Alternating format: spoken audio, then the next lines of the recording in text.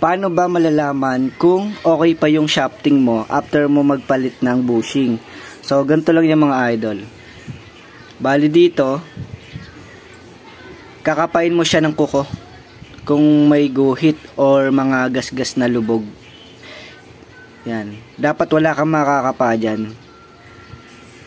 Kapag may nakapa ka dyang gasgas na malalim, ibig sabihin, kailangan mo nang palitan yung shafting mo. Ito, okay pa naman to. Bali, niliha ko siya ng number 1000 na liha. Ang panglinis dito sa sa shafting, number 1000, huwag kayo gagamit ng mga mas mababang mga liha kasi mauubos yung pinaka shafting nyo. Kailangan yung lang, number 1000.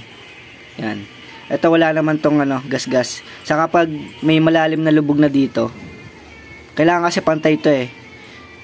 Kapag may nakapaka dyan na parang lumubog yung isang part, kailangan mo nang palitan yung yung shafting kasi kapag di mo yung pinalitan, magkaka-back job ka.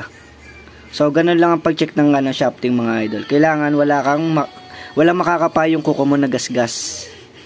Tapos, wala siyang lubog. Kailangan straight lang. Katulad nito, yan walang lubog, saka walang gasgas. Yun yung tamang pag-check ng ng shafting kung good pa or kailangan ng palitan.